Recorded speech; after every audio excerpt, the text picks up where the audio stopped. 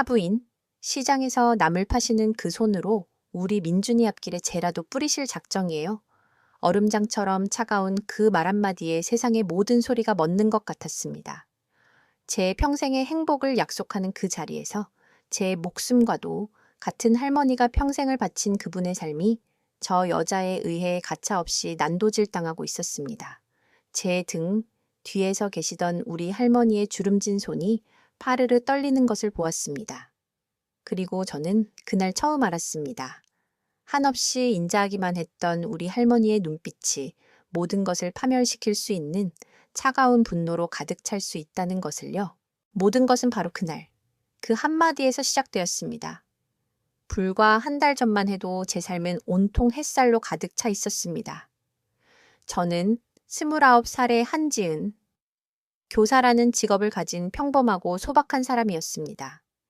저에게 세상의 전부였던 할머니, 오순자 여사, 제 나이 6살에 부모님을 한날 한시에 여인 저를 거두어 평생을 시장 좌판에서 키워내신 분입니다. 할머니의 하루는 동트기, 전 어둠 속에서 시작됐고 별이 뜬 밤이 되어서야 끝이 났습니다. 할머니의 손은 그래서 늘 흙과 나물에 물들어 있었고 얼굴의 주름은 그 고된 세월을 고스란히 새겨 너흔 훈장과도 같았습니다. 할머니, 또 장에 다녀오셨어. 제발 좀 쉬엄쉬엄 하세요. 그러다 몸살 나. 제가 잔소리를 하면 할머니는 늘 같은 대답을 하셨습니다. 몸이 근질근질해서 안 돼. 그리고 우리 강아지. 아침밥 든든하게 먹여서 학교 보내야지. 그렇게 차려진 아침상은 진수성찬은 아니었지만 세상에서 가장 따뜻하고 맛있는 밥상이었습니다. 할머니는 생선살을 발라 제 밥 위에 얹어주시느라 바빴고 저는 그런 할머니의 밥그릇을 채워드리느라 바빴습니다. 서로를 위하는 그 마음 하나로 우리의 가난은 조금도 부끄럽지 않았습니다. 그런 제 삶에 또 하나의 햇살이 비쳐들기 시작한 건 작년 가을이었습니다. 박준석, 제가 담임을 맡았던 반학생의 삼촌이었던 그 사람. 처음에는 그저 아이의 준비물을 챙겨주러 학교에 들르는 키가 크고 서글서글한 인상의 남자일 뿐이었습니다.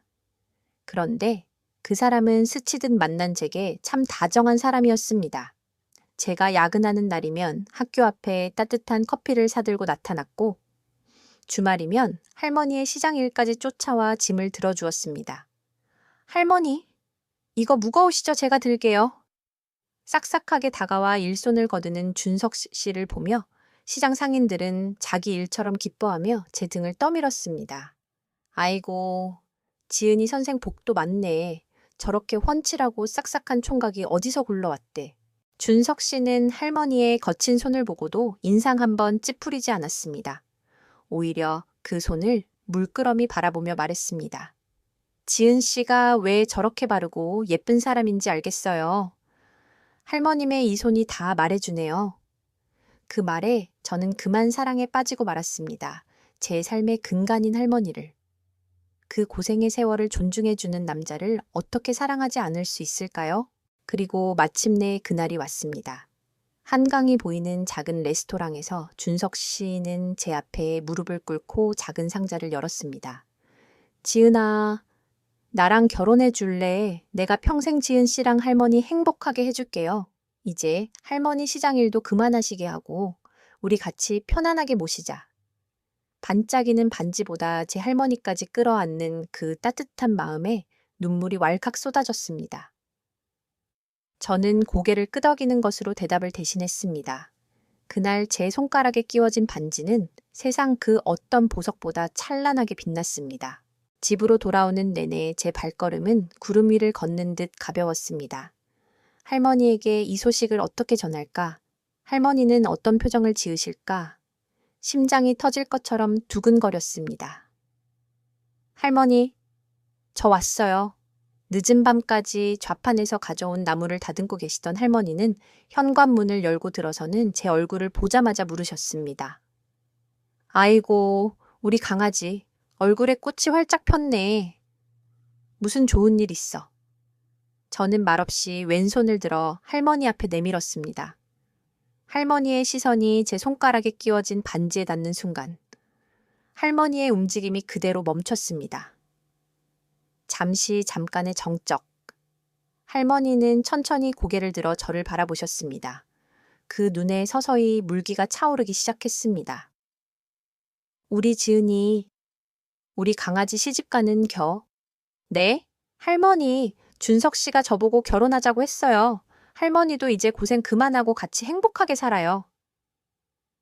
그 말에 할머니는 끝내 참았던 눈물을 터뜨리셨습니다. 나무를 다듬던 거친 손으로 제 손을 부여잡고 아이처럼 소리내어 우셨습니다. 아이고, 아이고, 하느님 감사합니다. 우리 지은이 고생 끝났네. 이제 나 죽어도 여한이 없다. 여한이 없어. 그날 밤, 우리는 밤이 깊어가는 줄도 모르고 두 손을 꼭 잡고 웃다 울다를 반복했습니다. 상견례 날짜는 금방 잡혔습니다. 준석 씨는 제게 미안한 목소리로 말했습니다. 지은아, 우리 엄마가 조금 까다로운 분이라 혹시라도 실수하시거든 너무 마음에 담아두지 마. 그때는 그 말이 그저 아들을 끔찍이 아끼는 어머니의 유난이겠거니 가볍게 생각했습니다. 상견례 전날, 할머니는 장롱을 열고 한참을 서 계셨습니다. 그리고는 가장 좋은 옷이라며 몇 년 전 제 졸업식 때 큰맘 먹고 사드렸던 옥색 저고리와 남색 치마를 꺼내 다림질 하셨습니다. 옷장에는 더 좋은 옷이 없었습니다. 할머니는 당신을 위해서는 평생 돈 한 푼 허투루 쓰는 법이 없으셨으니까요. 상견례 당일, 약속 장소인 호텔 한정식당에 들어서는 순간 저는 숨이 턱 막히는 기분이었습니다. 화려한 샹들리에와 번쩍이는 대리석 바닥, 시장 좌판만이 세상의 전부였던 우리 할머니와는 어울리지 않는 너무나도 차갑고 이질적인 공간이었습니다. 잠시 후 준석 씨와 그의 어머니 이혜진이라는 여자가 들어왔습니다. 사진으로만 배웠던 혜진 씨는 머리부터 발끝까지 값비싼 명품으로 휘감고 있었습니다. 우아하게 미소 짓고 있었지만 그 눈빛은 날카롭게 저와 제 옆에 선 할머니를 훑고 있었습니다. 안녕하세요. 어머님, 한지은입니다. 그리고 제 할머니세요. 아, 네. 안녕하세요. 말씀 많이 들었어요. 혜진 씨는 마지못해 고개를 까딱이며 자리에 앉았습니다. 그녀는 할머니에게는 눈길조차 제대로 주지 않았습니다. 어색한 침묵 속에서 식사가 시작되고 그녀는 와인잔을 우아하게 돌리며 입을 열었습니다. 지은 씨는 부모님이 일찍 돌아가셨다고 들었는데. 그럼 쭉 할머님이랑만 산 거예요? 네, 그렇습니다. 저희 할머니가 저에겐 엄마고 아빠셨습니다. 제 말에 혜진 씨는 입꼬리를 비틀며 희미한 미소를 지었습니다. 그 미소의 의미를 깨닫는 데는 오랜 시간이 걸리지 않았습니다. 어머, 그러시구나. 고생 많으셨겠어요. 할머니, 시장에서 장사하시면서 손녀딸 혼자 키우시려면 그 말은 위로가 아니었습니다. 명백한 조롱이자 멸시였습니다. 할머니의 얼굴이 순간 굳어지는 것을 보았습니다. 하지만 할머니는 애써 미소를 지으며 대답하셨습니다. 고생은요, 제 한 몸 고생해서 우리 손녀딸 이렇게 예쁘고 바르게 컸으면 됐지요. 그때였습니다. 제 인생을 송두리째 흔들어버린 얼음장 같은 그 한마디가 제 가슴에 비수처럼 날아와 꽂힌 것은 할머니, 시장에서 나무를 파시는 그 손으로 우리 준석이 앞길에 재라도 뿌리실 작정이에요. 정적이 흘렀습니다. 방금 내가 무슨 말을 들은 건가? 세상의 모든 소음이 사라지고 오직 그 여자의 차가운 목소리만이 귓가에 악마처럼 맴돌았습니다. 고개를 들 수가 없었습니다. 눈물이 핑 도는 것을 들키고 싶지 않아 이를 악물고 아래 십술을 깨물었습니다. 그때 제 손을 따뜻하게 감싸오는 온기가 느껴졌습니다. 할머니였습니다. 파르르 떨리고 있었지만 그 온기는 세상 무엇보다 단단하게 저를 지탱해주고 있었습니다. 저는 천천히 고개를 들어 제 등 뒤에 앉아 계신 할머니를 보았습니다. 그리고 얼어붙고 말았습니다. 늘 인자하고 따뜻하기만 했던 할머니의 눈에 평생 한 번도 본 적 없던 서늘하고도 무서운 분노가 이글거리고 있었습니다. 그것은 자신의 전부인 새끼를 지키려는 어미 호랑이의 눈빛이었습니다. 그 순간 저는 세상의 모든 소음이 한순간에 증발해버리는 기이한 경험을 했습니다. 귀가 먹먹해지고 눈앞에 세상이 느린 화면처럼 천천히 흘러갔습니다. 그날 밤, 저는 어떻게 집으로 돌아왔는지 기억나지 않았습니다. 준석 씨는 계속해서 제게 전화를 걸었지만 저는 그 어떤 것도 받을 용기가 나지 않았습니다. 제 손에 쥐어있던 휴대폰의 진동 소리가 마치 심장이 파르르 떨리는 것처럼 느껴졌습니다. 현관문을 열고 들어서자마자 저를 마중 나온 건 할머니의 걱정 가득한 얼굴이었습니다. 하지만 할머니는 그 어떤 말도 하지 않으셨습니다. 괜찮냐고, 무슨 일이 있었냐고 묻지도 않으셨습니다. 그저 제 쾌한 얼굴과 굳게 담은 제 입술을 물끄러미 내려다보실 뿐이었습니다. 그것으로 충분했습니다. 할머니는 모든 것을 알아차리셨습니다. 말없이 제 손을 잡아 부엌으로 이끄시더니 끓여놓은 된장찌개를 다시 드기 시작하셨습니다. 구수한 냄새가 코끝을 스치자 억지로 참아왔던 울음이 터져나올 것 같았습니다. 저는 간신히 목구멍으로 울음을 삼키며 밥상에 마주 앉았습니다. 하지만 누구도 숟가락을 들지 못했습니다. 애써 밥을 입에 넣었지만 모래알을 씹는 것처럼 아무 맛도 느껴지지 않았습니다. 할머니는 묵묵히 제 밥그릇에 반찬만 올려주실 뿐이었습니다.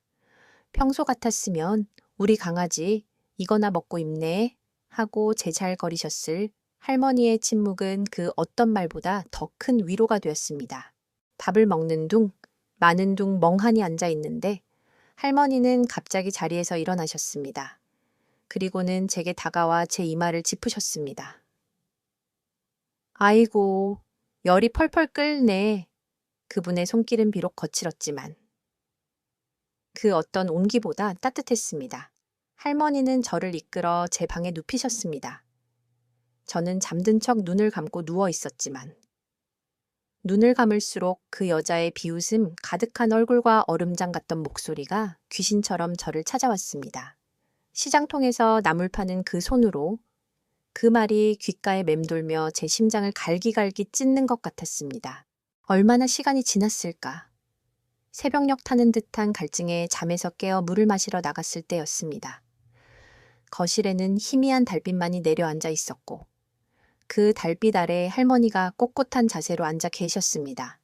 잠도 주무시지 않고 마치 돌부처처럼 미동도 없이 어둠을 응시하고 계셨습니다.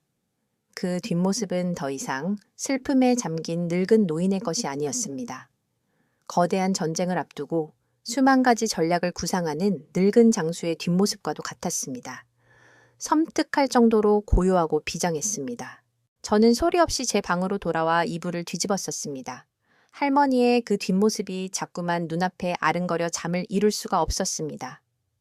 우리 할머니, 평생 저만을 위해 살아오신 우리 할머니, 제가 어쩌자고 그분의 삶에 저런 치욕을 안겨드린 걸까?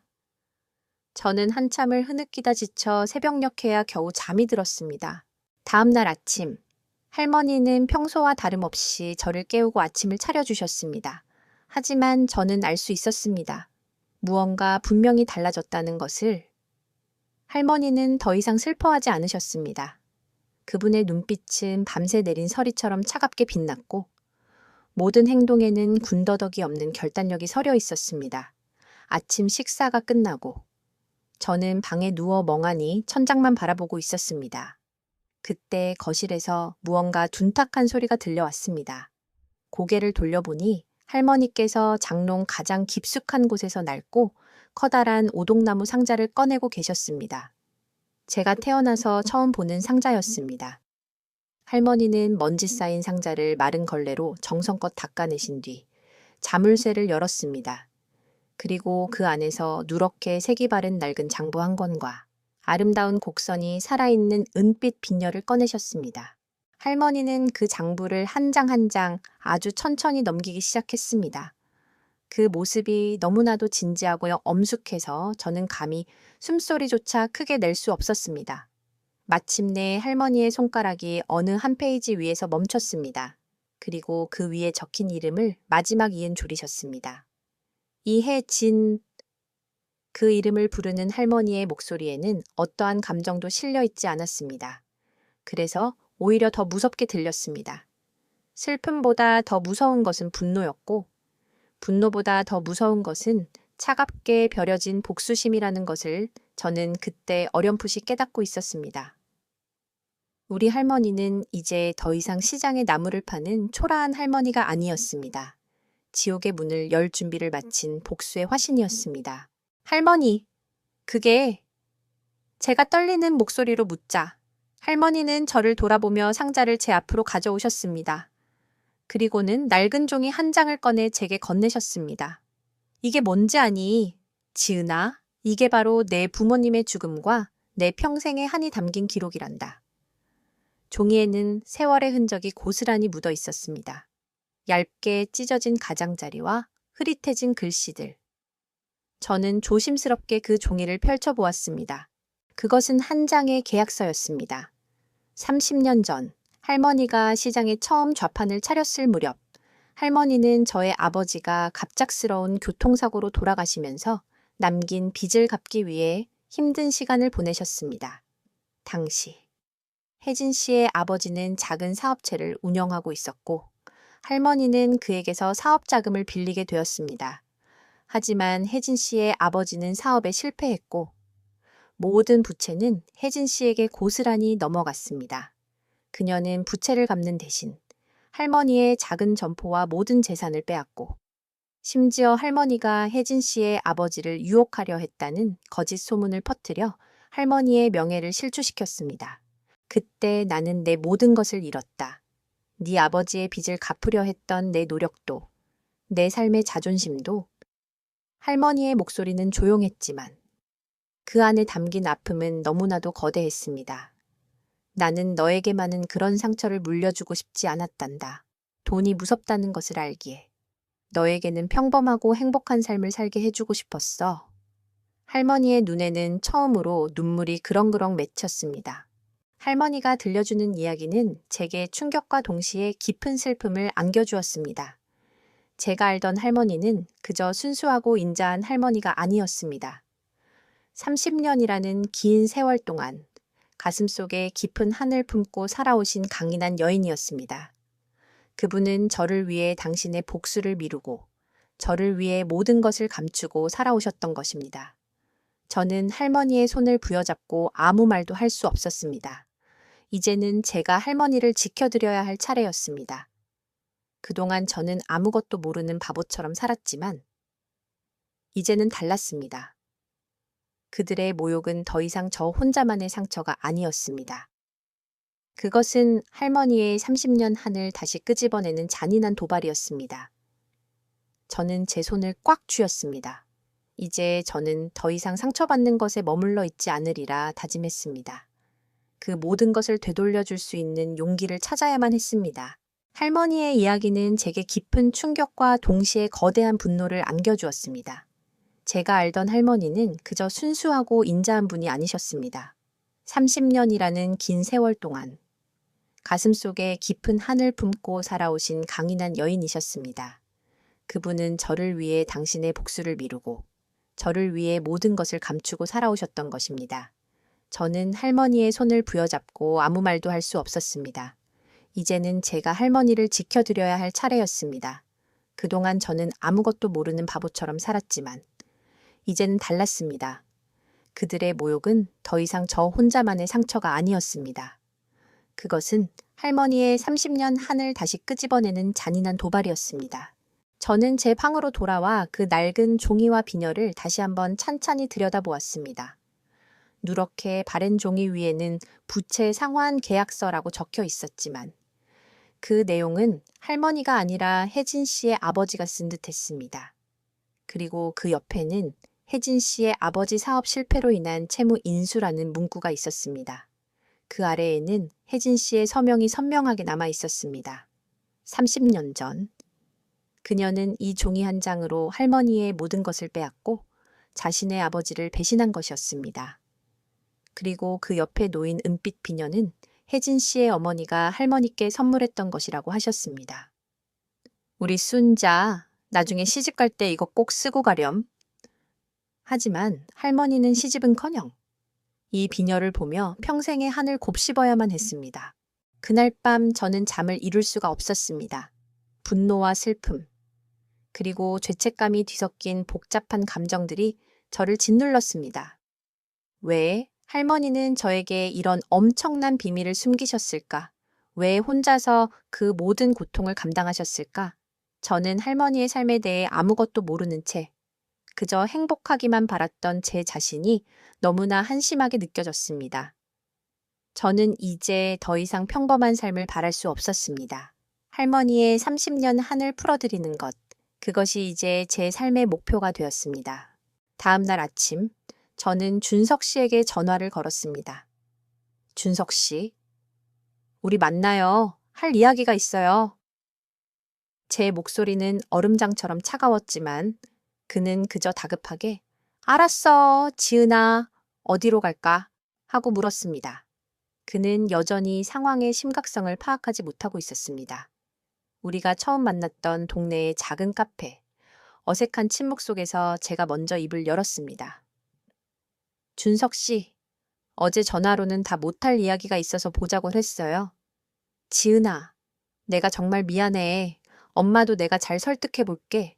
엄마가 원래 말투가 좀 직설적이라서 그렇지. 아기가 있었던 건 절대 아니야. 오해가 있었던 것 같아. 내가 잘 말씀드릴게. 그는 여전히 변명만 늘어놓고 있었습니다. 그의 목소리에서는 죄책감이나 미안함보다는 이 상황을 어떻게든 빨리 수습하고 싶어하는 조급함이 느껴졌습니다. 아니요. 저는 준석 씨한테 사과받고 싶은 게 아니에요. 저는 단호하게 그의 말을 잘랐습니다. 저는 그냥 묻고 싶어요. 만약에 우리 할머니가 아니라 준석 씨 어머니가 그런 말을 들었다면 제가 준석 씨 어머니께 아드님 앞길에 재 뿌릴 작정이냐고 말했다면 준석 씨는 어떻게 했을 것 같아요? 그는 순간 말이 막힌 듯 입술만 발싹였습니다. 그건 다르지, 지은아. 우리 엄마가 왜 그런 말을 했는지 그건 오해였어. 뭐가 다른데요? 제 할머니는 제 부모님이고 제 세상이에요.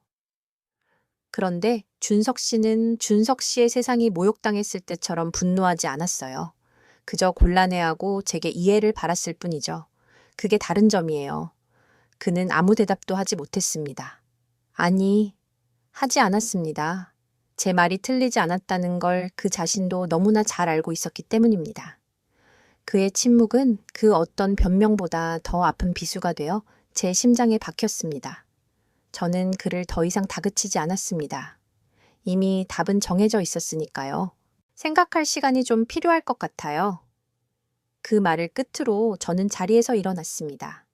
그는 다급하게 제 손목을 잡았지만 저는 그의 손길을 뿌리치고 카페를 나섰습니다.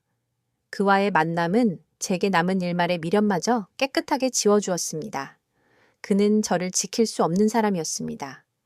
그에게 저는 언제나 그의 어머니라는 거대한 벽 앞에서 이해하고 참아줘야 하는 그런 존재일 뿐이었습니다. 저는 거리로 나와 하염없이 걸었습니다. 어디로 가야 할지, 무엇을 해야 할지 알 수 없었지만 제 발걸음은 멈추지 않았습니다. 그날 이후 저는 준석 씨의 연락을 받지 않았습니다. 그리고 저의 평범했던 삶도 그날로 끝이 났습니다. 집으로 돌아오자 할머니께서 걱정스러운 얼굴로 저를 기다리고 계셨습니다. 저는 할머니의 품에 안겨 처음으로 소리내어 울었습니다. 할머니, 할머니, 제가 다 잘못했어요. 할머니가 저 때문에. 제 울음 섞인 말을 들으며 할머니는 아무 말씀 없이 제 등을 토닥여 주셨습니다. 한참을 울고 난 뒤 저는 할머니께 제 결심을 말씀드렸습니다. 할머니, 저 학교 그만두려고요. 그리고 할머니의 한을 풀어드리고 싶어요. 할머니는 놀란 눈으로 저를 바라보셨습니다. 지은아, 무슨 소리냐? 네가 평생 꿈꿔왔던 교사 아니냐? 네가 왜 너의 꿈을 포기하려 하니? 할머니의 한을 풀어드리는 것이 이제 제 꿈이에요. 할머니가 저에게 행복을 주셨듯이 이제는 제가 할머니에게 행복을 드릴 차례예요. 할머니가 30년 동안 숨겨오신 모든 것. 이제 제가 세상에 드러낼 거예요. 할머니는 한참 동안 아무 말씀이 없으셨습니다. 그리고는 천천히 고개를 끄덕이셨습니다. 그 눈빛은 이제 슬픔이나 분노가 아닌 깊은 믿음과 사랑으로 가득 차 있었습니다. 그래, 우리 강아지, 네가 정 그렇게 원한다면 할미가 도와주마. 하지만 기억하거라. 복수는 또 다른 상처를 낳을 뿐이다. 우리는 그저 진실을 밝히고 우리의 삶을 되찾는 것뿐이다. 할머니의 말씀은 제 마음속 깊은 곳에 울려 퍼졌습니다. 그렇습니다. 이것은 복수가 아니었습니다. 이것은 우리의 삶과 자존심을 되찾기 위한 정당한 싸움이었습니다. 저는 제 삶을 되찾기로 결심했습니다. 교사라는 직업을 포기하고 그림을 그리고 글을 쓰는 일을 다시 시작하기로 했습니다. 어린 시절 제가 가장 좋아했던 일, 하지만 평범하게 살기 위해 포기했던 그 꿈을 이제 다시 펼치기로 했습니다. 그것이 제가 할머니에게 드릴 수 있는 가장 큰 효도라고 믿었습니다. 저는 교사라는 직업을 그만두기로 결심했습니다. 평생을 꿈꿔왔고 할머니의 땀과 눈물로 이룬 소중한 꿈이었지만 이제는 더 이상 그 꿈에 얽매일 수 없었습니다. 그만두겠다는 저의 말에 교장 선생님은 많이 놀라셨습니다. 한 선생, 무슨 일이 있나? 혹시 박 선생 어머니 때문인가? 교장 선생님은 이미 상견례 날 벌어진 일에 대해 소문을 들으신 듯 했습니다. 저는 애써 미소를 지으며 고개를 저었습니다. 아닙니다. 교장 선생님, 저의 개인적인 사정입니다. 오래전부터 꿈꿔왔던 일이 있어서요. 교장 선생님은 더 이상 묻지 않으셨습니다. 다만 제 손을 따뜻하게 잡아주시며 말씀하셨습니다. 언제든 돌아오게. 한 선생을 그리워할 아이들이 많을 거야. 그 따뜻한 말 한마디에 저는 참고 있던 눈물이 터져 나올 뻔했지만 겨우겨우 웃으며 교무실을 나왔습니다. 학교를 그만두고 돌아온 집은 낯설면서도 편안했습니다. 평소 같았으면 수업 준비와 채점에 바빴을 오후 시간. 저는 할머니께서 마련해 주신 작은 작업실에 앉아 멍하니 붓을 쥐고 있었습니다. 어린 시절. 그림을 그리는 것을 무척이나 좋아했지만 교사가 되기 위해 모든 것을 포기했었습니다. 하얀 캔버스 위에는 아무것도 그려지지 않았습니다. 무엇을 그려야 할지 알 수 없었습니다. 할머니를 그리고 싶었지만 슬픔과 분노가 뒤섞인 할머니의 얼굴을 그릴 용기가 나지 않았습니다. 혜진 씨를 그리고 싶었지만 그녀의 추악한 얼굴을 다시 떠올리는 것조차 고통스러웠습니다. 며칠 동안 저는 그렇게 붓만 쥐고 있었습니다. 그러던 어느 날 할머니께서 작업실로 들어오셨습니다. 제 손에 쥐어있던 붓을 보시더니 아무 말 없이 제 옆에 앉으셨습니다. 그리고는 당신의 거친 손을 제게 내미셨습니다. 흙과 나물에 물들어 있던 그 손. 그 손에는 평생의 고생과 희생이 고스란히 담겨 있었습니다. 할머니는 그 손으로 제 얼굴을 쓰다듬어 주셨습니다. 우리 강아지, 이 손으로 그림을 그려보렴. 이 손이 너에게 말해주고 싶은 이야기가 많을 거다. 할머니의 말에 저는 눈물이 왈칵 쏟아졌습니다. 저는 할머니의 손을 잡고 하염없이 울었습니다. 그리고는 천천히 붓을 들어 할머니의 손을 그리기 시작했습니다. 캔버스 위에 그려지는 할머니의 손은 거칠고 투박했지만 그 어떤 보석보다 아름다웠습니다. 손금 하나하나, 주름 하나하나에 할머니의 삶이 담겨 있었습니다. 그림을 그리는 내내 할머니께서 제게 들려주셨던 옛 이야기들이 떠올랐습니다. 어릴 적 저를 업고 시장을 누비시던 할머니의 모습, 힘든 와중에도 웃음을 잃지 않으시던 할머니의 모습. 저는 그림을 통해 할머니의 삶을 이해하고 그분의 아픔을 위로하고 싶었습니다. 그림이 완성되었을 때 저는 눈물을 흘리고 말았습니다. 그것은 더 이상 슬픔의 눈물이 아니었습니다. 할머니의 강인한 삶을 마주한 감동과 존경의 눈물이었습니다. 그림을 완성한 뒤 저는 할머니와 함께 그림에 대한 이야기를 나누었습니다. 할머니, 이 그림을 가지고 작은 전시회를 열고 싶어요. 할머니는 놀란 눈으로 저를 바라보셨지만 곧 희미하게 미소를 지으셨습니다. 그래, 우리 강아지. 네가 원한다면 그렇게 하렴. 할미가 도와줄게.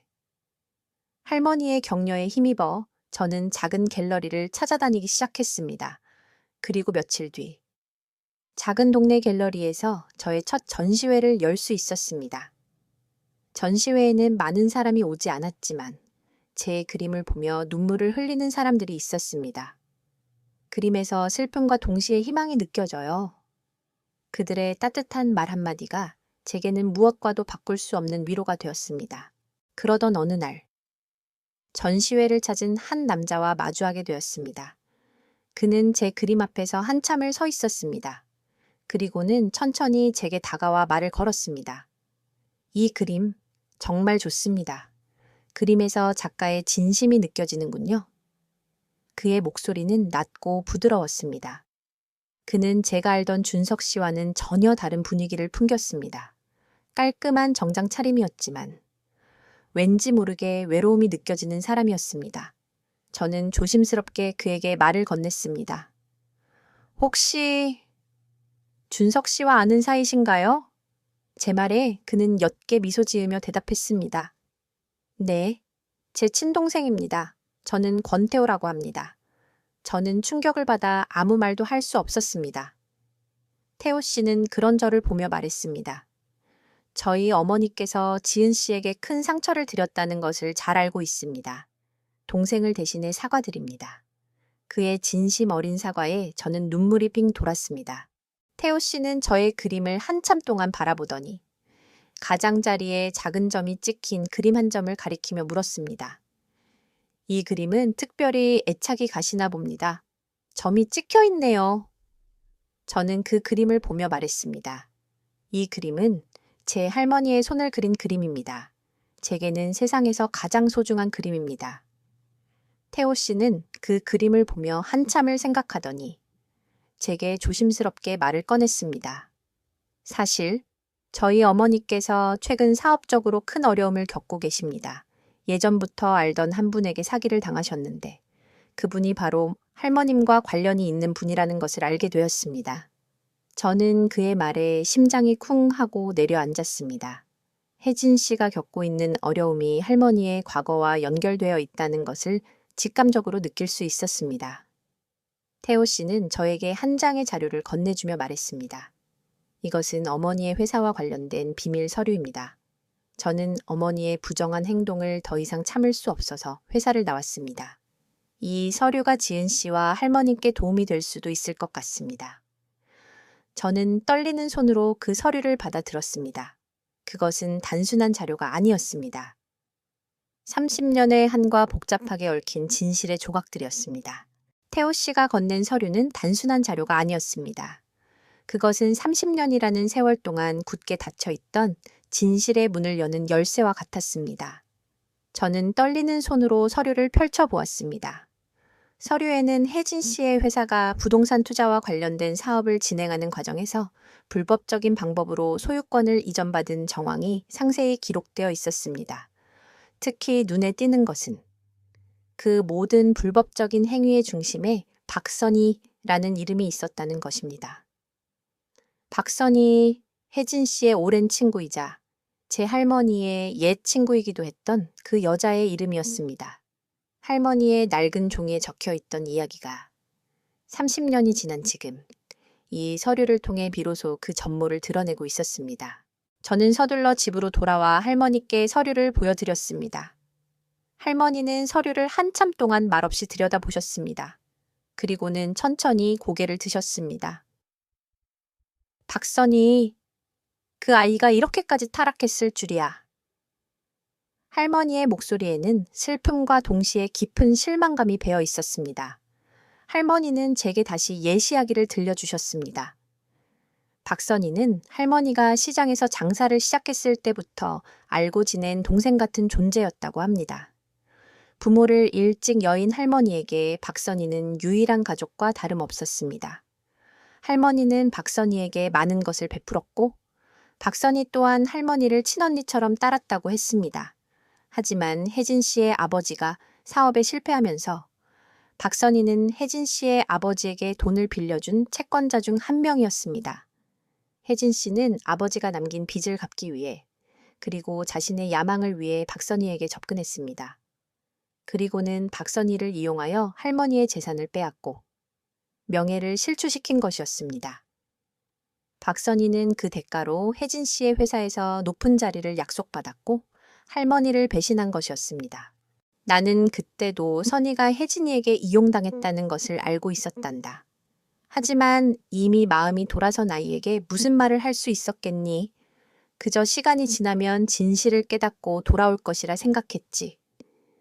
할머니의 목소리는 점점 더 작아졌습니다. 그런데 그 아이가 혜진이와 손을 잡고 이런 짓까지 벌이고 있었다니. 할머니는 서류를 쥐고 있던 손에 힘을 주셨습니다. 그 서류는 단순히 혜진 씨의 불법 행위를 증명하는 증거물이 아니었습니다. 그것은 30년이라는 세월 동안 혜진 씨와 박선희, 그리고 할머니 사이에 얽힌 배신과 상처의 기록이었습니다. 저는 할머니를 보며 끓어오르는 분노를 참을 수 없었습니다. 할머니, 이제 그만하세요. 더 이상 저런 파렴치한 인간들 때문에 아파하지 마세요. 이제는 제가 할머니를 지켜드릴 거예요. 이 서류를 가지고 경찰서에 갈 거예요. 혜진 씨가 한 짓, 세상 사람들이 모두 알게 될 거예요. 저는 할머니의 손을 잡고 울먹이며 말했습니다. 할머니는 그런 저를 보며 조용히 미소 지으셨습니다. 아니다, 지은아. 내 마음은 고맙지만 경찰서에 가는 것은 우리가 할 일이 아니다. 복수는 또 다른 상처를 낳을 뿐이라고 하지 않았니? 우리는 그저 진실을 밝히고 우리의 삶을 되찾는 것뿐이다. 할머니의 목소리는 여전히 차분했지만 그 안에는 흔들림 없는 강한 의지가 담겨 있었습니다. 그날 이후 저는 태호 씨와 자주 연락을 주고받았습니다. 태호 씨는 저의 전시회에 찾아와 그림을 감상하고 저의 글에 대해 이야기를 나누었습니다. 그는 저와 같은 아픔을 가지고 있었기에 저의 이야기를 누구보다도 깊이 이해해 주었습니다. 태호 씨는 저와 할머니를 위해 혜진 씨의 회사에 대한 모든 정보를 알려주었고 혜진 씨가 어떤 불법적인 행위를 저질렀는지 그리고 그 모든 것의 배후에 박선희가 있었다는 것을 증명할 수 있는 결정적인 증거들을 찾아주었습니다. 태호 씨의 도움으로 우리는 혜진 씨가 저지른 모든 불법 행위들을 밝혀낼 수 있었습니다. 하지만 할머니는 여전히 경찰서에 가는 것을 원하지 않으셨습니다.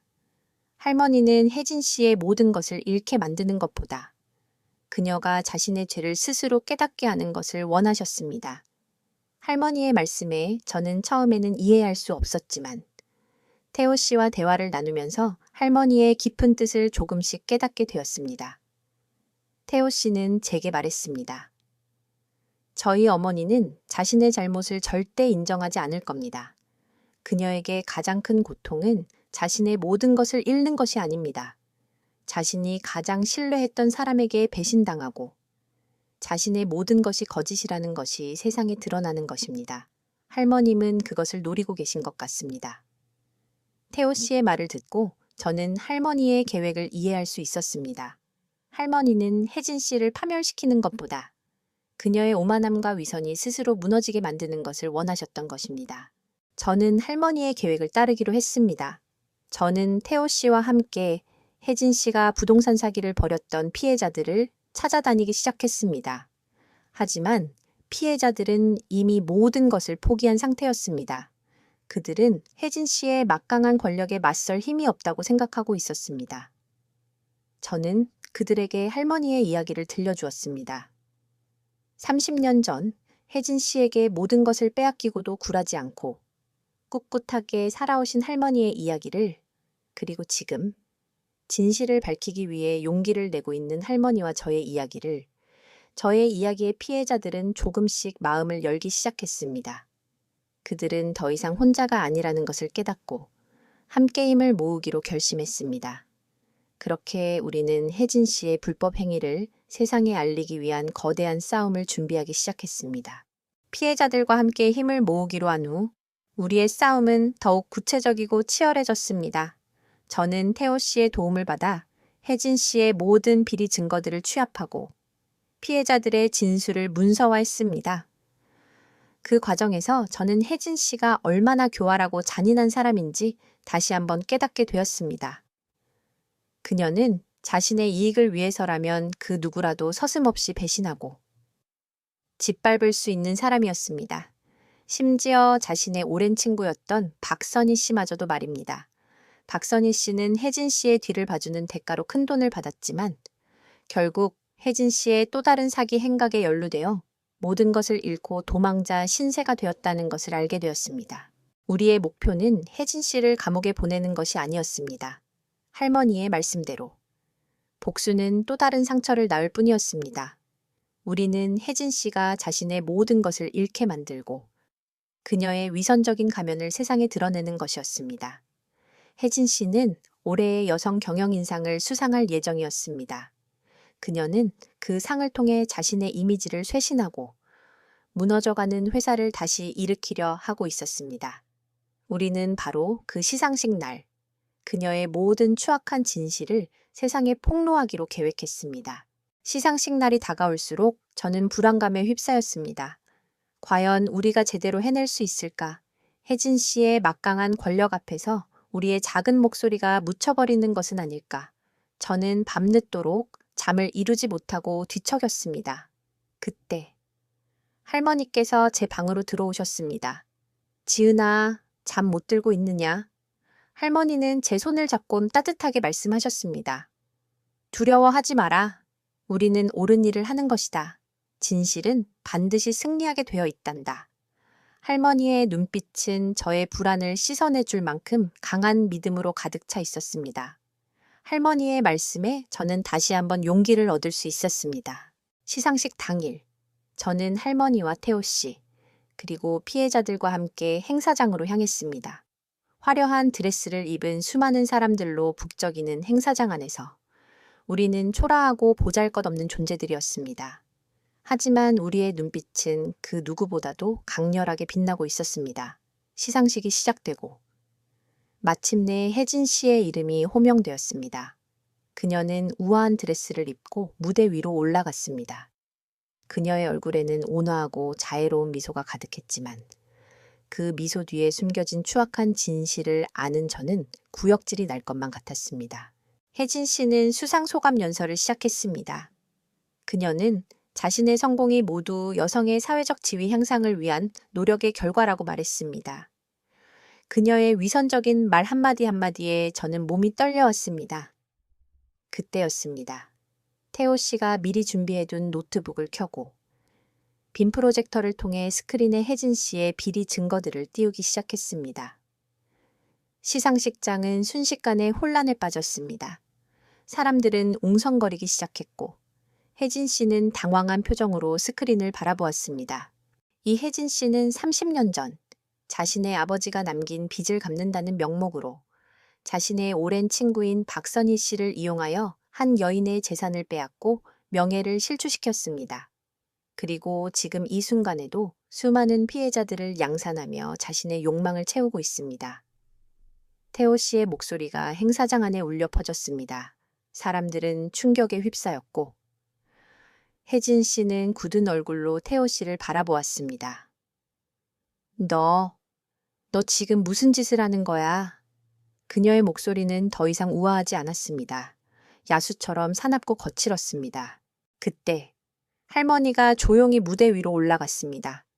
혜진 씨는 할머니를 보고 놀란 표정을 감추지 못했습니다. 어떻게 여기에? 할머니는 그런 혜진 씨를 보며 차분하게 말씀하셨습니다. 나는 30년 전 너에게 모든 것을 빼앗기고도 너의 복수를 미루고 살았다.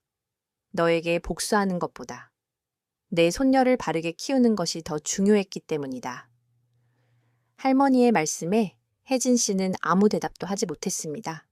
그때 할머니의 옆에 서 있던 박선희 씨가 흐느끼며 혜진 씨를 노려보았습니다. 혜진아, 너는 그때 나를 배신하고 지금은 나를 파멸시켰다. 너는 결국 아무도 믿지 않고 혼자서 모든 것을 짊어지고 살아야 할 것이다. 박선희 씨의 말에 혜진 씨의 얼굴은 창백하게 질렸습니다. 그녀는 가장 신뢰했던 친구에게 배신당했다는 사실에 큰 충격을 받은 듯 했습니다. 결국 혜진 씨는 무대 위에서 쓰러지고 말았습니다. 그녀의 화려했던 삶은 그날로 끝이 났습니다. 사람들은 혜진 씨에게서 등을 돌렸고 그녀의 회사 또한 순식간에 무너져 내렸습니다. 우리는 혜진 씨를 파멸시켰지만 제 마음은 조금도 기쁘지 않았습니다. 오히려 허무하고 공허했습니다. 할머니의 말씀대로 복수는 또 다른 상처를 남길 뿐이었습니다. 혜진 씨의 몰락은 삽시간에 사회를 떠들썩하게 만들었습니다. 언론은 그녀의 위선과 불법 행위를 대서특필했고 그녀의 회사는 순식간에 파산 절차를 밟게 되었습니다.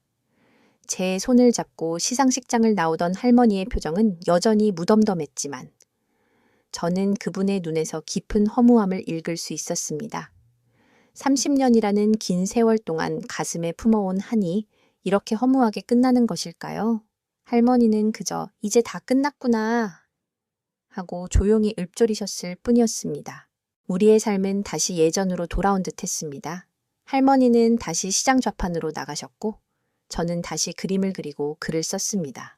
하지만 우리의 마음속은 더 이상 예전과 같지 않았습니다. 할머니는 가끔씩 멍하니 먼 산을 바라보며 깊은 생각에 잠기셨고 저 또한 그림을 그리다가도 문득 손을 멈추고 허공을 응시하곤 했습니다. 복수가 성공했지만 그 어떤 만족감도 기쁨도 느낄 수 없었습니다. 오히려 마음 한구석에 깊은 공허함만이 자리 잡고 있었습니다. 그러던 어느 날 태호 씨가 저를 찾아왔습니다. 그는 제게 조심스럽게 봉투 하나를 건네주었습니다. 이것은 어머니의 회사를 정리하면서 찾은 자료입니다. 지은 씨 할머님께 꼭 보여드려야 할 것 같아서요. 저는 떨리는 손으로 봉투를 열어보았습니다. 그 안에는 오래된 흑백 사진 한 장과 낡은 편지 한 통이 들어 있었습니다. 사진 속에는 혜진 씨의 젊은 시절 모습과 그녀의 곁에 다정하게 서 있는 박선희 씨의 모습이 담겨 있었습니다. 그리고 그 옆에는 환하게 웃고 계시는 제 할머니의 모습도 보였습니다. 세 사람은 사진 속에서 너무나도 행복해 보였습니다. 낡은 편지는 박선희 씨가 할머니께 보낸 것이었습니다. 편지에는 혜진 씨의 부정한 행위를 도와달라는 부탁과 함께 자신도 어쩔 수 없는 상황에 놓여 있다는 고백이 담겨 있었습니다. 박선희 씨는 혜진 씨에게 협박을 당하고 있었던 것이었습니다. 혜진 씨는 박선희 씨의 약점을 잡고 그녀를 협박하여 할머니를 배신하게 만들었던 것입니다. 태호 씨는 제게 박선희 씨가 지금 어디에 있는지 알려주었습니다. 박선희 씨는 모든 것을 잃고 혼자서 작은 식당을 운영하며 어렵게 살아가고 있었습니다. 저는 그 사실을 할머니께 말씀드렸습니다. 할머니는 잠시 망설이시는 듯 했지만 이내 고개를 끄덕이셨습니다. 그래, 선희를 만나러 가자. 직접 보고 싶구나. 저는 할머니를 모시고 박선희 씨가 운영하는 식당으로 향했습니다. 작은 골목길 안쪽에 자리 잡은 식당은 초라하고 낡아 보였습니다. 식당 문을 열고 들어서자 허름한 앞치마를 두른 박선희 씨가 우리를 맞았습니다. 그녀는 할머니를 보자마자 얼굴이 하얗게 질렸습니다. 언니. 박선희 씨의 목소리는 떨렸습니다. 할머니는 그런 박선희 씨를 물끄러미 바라보시더니 조용히 그녀의 손을 잡으셨습니다. 선희야, 그동안 많이 힘들었지. 할머니의 따뜻한 말 한마디에 박선희 씨는 그만 참고 있던 눈물을 터뜨리고 말았습니다. 그녀는 할머니의 품에 안겨 어린아이처럼 소리내어 울었습니다. 박선희 씨는 할머니께 모든 것을 고백했습니다. 혜진 씨가 자신을 어떻게 협박했고 자신이 얼마나 많은 죄책감 속에서 살아왔는지 그녀는 자신의 잘못을 뉘우치고 할머니께 용서를 구했습니다. 할머니는 그런 박선희 씨의 등을 토닥여 주시며 말씀하셨습니다. 괜찮다. 선희야. 괜찮아. 이제는 다 잊고 새롭게 시작하렴. 할머니의 따뜻한 용서에 박선희 씨는 다시 한번 눈물을 쏟아냈습니다. 박선희 씨를 만나고 돌아오는 길, 할머니의 얼굴에는 평온한 미소가 드리워져 있었습니다. 저는 할머니를 보며 물었습니다. 할머니, 이제 마음이 좀 편해지셨어요. 할머니는 제 손을 잡고 따뜻하게 말씀하셨습니다. 그래. 지은아, 혜진이에게 복수하는 것보다 내 옛 친구를 용서하고 마음을 푸는 것이 훨씬 더 마음이 편하구나. 나는 이제 진정으로 모든 것을 잊고 새롭게 시작할 수 있을 것 같구나. 할머니의 말씀에 저는 눈시울이 뜨거워졌습니다. 할머니는 진정으로 위대한 사람이었습니다. 복수라는 감정에 휩싸이지 않고 용서와 사랑을 선택한 할머니의 모습에서 저는 진정한 인간의 위대함을 보았습니다. 박선희 씨를 만나고 돌아온 날, 할머니는 평소와 다르게 무척이나 평온해 보이셨습니다. 30년이라는 세월 동안 억눌려 있던 마음의 짐을 내려놓은 듯 그분의 얼굴에는 깊은 안도감이 서려 있었습니다. 그날 밤, 저는 할머니의 옆에 앉아 한참 동안 말없이 시간을 보냈습니다. 그리고는 조심스럽게 물었습니다. 할머니, 이제 정말 다 괜찮으세요? 할머니는 제 손을 잡고 부드럽게 말씀하셨습니다. 그래, 우리 강아지, 이제야 비로소 내 삶이 시작되는 것 같구나. 더 이상 누군가를 미워하는데 시간을 낭비하지 않을 거야. 이제는 나를 위해 살고 싶구나. 할머니의 말씀에 저는 눈시울이 뜨거워졌습니다. 복수를 택하지 않고 용서와 화해를 선택한 할머니의 모습에서 저는 진정한 자유를 보았습니다. 그날 이후 할머니의 삶은 조금씩 달라지기 시작했습니다. 매일 새벽같이 나가시던 시장 좌판에 나가는 횟수가 줄어들었고 그 대신 작은 정원에 꽃을 심기 시작하셨습니다. 할머니의 정원은 매일매일 새로운 꽃들로 가득 찼고 그 꽃들처럼 할머니의 얼굴에도 화사한 미소가 피어났습니다. 저는 그런 할머니의 모습을 보며 그림을 그리고 글을 썼습니다. 할머니의 삶을 담은 그림과 글은 사람들에게 큰 감동을 주었고 저의 전시회는 더욱 많은 사람들의 발길을 이끌었습니다. 그러던 어느 날 저는 예상치 못한 전화를 받았습니다. 발신자는 박준석 씨였습니다. 그는 떨리는 목소리로 제게 말했습니다. 지은아, 우리 한 번만 만나서 이야기할 수 있을까? 저는 잠시 망설였지만 이내 그의 제안을 받아들였습니다. 우리가 만난 곳은 예전에 헤어졌던 그 카페였습니다. 그는 예전에 당당하고 자신감 넘치던 모습은 온데간데 없고 초라하고 지쳐 보였습니다. 지은아, 정말 미안해. 내가 너무 바보 같았어. 그때 내가 너와 할머니를 지키지 못해서. 그의 목소리에는 진심 어린 후회가 담겨 있었습니다. 저는 그의 말을 조용히 들었습니다. 더 이상 그에게 화가 나거나 미련이 남지 않았습니다.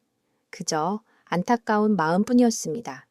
그는 자신의 어머니가 모든 것을 잃고 파산한 뒤 자신 또한 모든 것을 잃었다고 말했습니다. 그리고 그는 이제야 비로소 자신이 얼마나 어리석었는지 깨달았다고 했습니다. 나는 지은이 네가 얼마나 소중한 사람인지 이제야 알았어. 나는 지은이가 없으면 안 될 것 같아. 다시 내게 돌아와 줄 수 있을까? 그의 절절한 고백에 저는 눈물이 핑 돌았지만 저는 단호하게 고개를 저었습니다. 준석 씨, 저도 준석 씨를 원망하지 않아요. 오히려 그날의 사건이 저에게는 새로운 삶을 살 수 있는 기회를 주었으니까요. 하지만 이제는 예전으로 돌아갈 수 없어요. 저는 이제 더 이상 누군가에게 의존하는 삶을 살고 싶지 않아요. 저를 잃어버린 채로 살고 싶지 않아요. 저는 이제 저의 삶을 되찾았어요. 이제는 저를 위해 살고 싶어요. 제 말에 준석 씨는 고개를 떨구고 한참 동안 아무 말도 하지 못했습니다. 그리고는 천천히 자리에서 일어나 카페를 나섰습니다. 저는 그의 뒷모습을 보며 마음속으로 조용히 작별 인사를 했습니다. 안녕, 나의 첫사랑. 부디 이제는 너 자신을 잃지 않는 삶을 살아가기를. 준석 씨와 헤어진 뒤 저는 집으로 돌아와 할머니께 모든 것을 말씀드렸습니다. 할머니는 제 이야기를 들으며 조용히 미소 지으셨습니다. 우리 강아지 정말 많이 컸구나. 이제 할미가 없어도 혼자서도 잘 살 수 있겠구나. 할머니의 말씀에 저는 눈물을 쏟아냈습니다. 할머니! 무슨 그런 말씀을 하세요? 저에게는 할머니가 세상의 전부인걸요. 할머니와 저는 이제부터 행복하게 살 거예요. 저는 할머니의 손을 잡고 행복한 미소를 지었습니다. 복수 대신 용서를. 미련 대신 새로운 시작을 선택한 우리들의 삶은 이제부터가 진짜 시작이었습니다. 준석 씨와의 만남 이후 저는 비로소 마음의 짐을 완전히 내려놓을 수 있었습니다. 더 이상 그를 미워하지도 그에게 미련을 두지도 않게 되었습니다. 제 마음속에는 오직 할머니에 대한 사랑과 저 자신에 대한 새로운 기대감만이 가득했습니다. 저는 할머니의 삶을 그림으로 그리고 글로 담아내는 일에 더욱 몰두했습니다. 제 그림과 글은 사람들에게 큰 울림을 주었고 저는 할머니 화가라는 별명까지 얻게 되었습니다. 할머니의 주름진 손을 그린 그림은 한 유명한 갤러리에 전시되기도 했습니다. 할머니는 그 소식을 듣고 저보다 더 기뻐하셨습니다. 우리 강아지가 할미 덕에 이렇게 유명해졌구나. 할미는 이제 죽어도 여한이 없다. 그분의 말씀에 저는 눈물을 펑펑 쏟았습니다. 그러던 어느 날 태호 씨가 저를 찾아왔습니다. 그는 제게 조심스럽게 봉투 하나를 건네주었습니다. 이것은 어머니의 회사를 정리하면서 찾은 자료입니다. 지은 씨 할머님께 꼭 보여드려야 할 것 같아서요. 저는 떨리는 손으로 봉투를 열어보았습니다. 그 안에는 오래된 흑백 사진 한 장과 낡은 편지 한 통이 들어 있었습니다. 사진 속에는 혜진 씨의 젊은 시절 모습과 그녀의 곁에 다정하게 서 있는 박선희 씨의 모습이 담겨 있었습니다. 그리고 그 옆에는 환하게 웃고 계시는 제 할머니의 모습도 보였습니다. 세 사람은 사진 속에서 너무나도 행복해 보였습니다. 낡은 편지는 박선희 씨가 할머니께 보낸 것이었습니다. 편지에는 혜진 씨의 부정한 행위를 도와달라는 부탁과 함께 자신도 어쩔 수 없는 상황에 놓여 있다는 고백이 담겨 있었습니다. 박선희 씨는 혜진 씨에게 협박을 당하고 있었던 것이었습니다. 혜진 씨는 박선희 씨의 약점을 잡고 그녀를 협박하여 할머니를 배신하게 만들었던 것입니다. 태호 씨는 제게 박선희 씨가 지금 어디에 있는지 알려주었습니다. 박선희 씨는 모든 것을 잃고 혼자서 작은 식당을 운영하며 어렵게 살아가고 있었습니다. 저는 그 사실을 할머니께 말씀드렸습니다. 할머니는 잠시 망설이시는 듯 했지만 이내 고개를 끄덕이셨습니다. 그래, 선희를 만나러 가자. 직접 보고 싶구나. 저는 할머니를 모시고 박선희 씨가 운영하는 식당으로 향했습니다. 작은 골목길 안쪽에 자리 잡은 식당은 초라하고 낡아 보였습니다. 식당 문을 열고 들어서자 허름한 앞치마를 두른 박선희 씨가 우리를 맞았습니다. 그녀는 할머니를 보자마자 얼굴이 하얗게 질렸습니다. 언니. 박선희 씨의 목소리는 떨렸습니다. 할머니는 그런 박선희 씨를 물끄러미 바라보시더니 조용히 그녀의 손을 잡으셨습니다. 선희야, 그동안 많이 힘들었지. 할머니의 따뜻한 말 한마디에 박선희 씨는 그만 참고 있던 눈물을 터뜨리고 말았습니다. 그녀는 할머니의 품에 안겨 어린아이처럼 소리내어 울었습니다. 박선희 씨는 할머니께 모든 것을 고백했습니다. 혜진 씨가 자신을 어떻게 협박했고 자신이 얼마나 많은 죄책감 속에서 살아왔는지 그녀는 자신의 잘못을 뉘우치고 할머니께 용서를 구했습니다. 할머니는 그런 박선희 씨의 등을 토닥여 주시며 말씀하셨습니다. 괜찮다. 선희야, 괜찮아. 이제는 다 잊고 새롭게 시작하렴. 할머니의 따뜻한 용서에 박선희 씨는 다시 한번 눈물을 쏟아냈습니다. 박선희 씨를 만나고 돌아오는 길. 할머니의 얼굴에는 평온한 미소가 드리워져 있었습니다. 저는 할머니를 보며 물었습니다. 할머니, 이제 마음이 좀 편해지셨어요? 할머니는 제 손을 잡고 따뜻하게 말씀하셨습니다. 그래. 지은아, 혜진이에게 복수하는 것보다 내 옛 친구를 용서하고 마음을 푸는 것이 훨씬 더 마음이 편하구나. 나는 이제 진정으로 모든 것을 잊고 새롭게 시작할 수 있을 것 같구나. 할머니의 말씀에 저는 눈시울이 뜨거워졌습니다. 할머니는 진정으로 위대한 사람이었습니다. 복수라는 감정에 휩싸이지 않고 용서와 사랑을 선택한 할머니의 모습에서 저는 진정한 인간의 위대함을 보았습니다. 준석 씨와의 만남 이후 저는 비로소 마음의 짐을 완전히 내려놓을 수 있었습니다.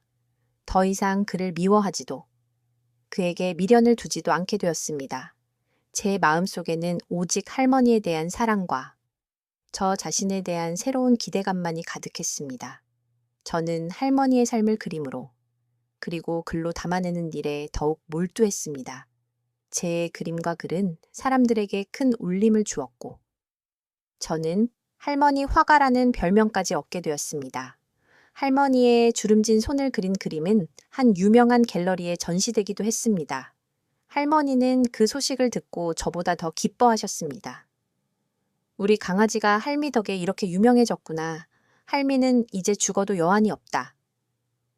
그분의 말씀에 저는 눈물을 펑펑 쏟았습니다.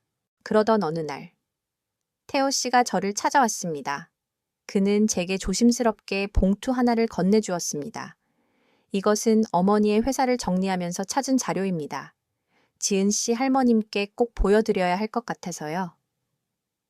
저는 떨리는 손으로 봉투를 열어보았습니다. 그 안에는 오래된 흑백 사진 한 장과 낡은 편지 한 통이 들어 있었습니다. 사진 속에는 혜진 씨의 젊은 시절 모습과 그녀의 곁에 다정하게 서 있는 박선희 씨의 모습이 담겨 있었습니다. 그리고 그 옆에는 환하게 웃고 계시는 제 할머니의 모습도 보였습니다.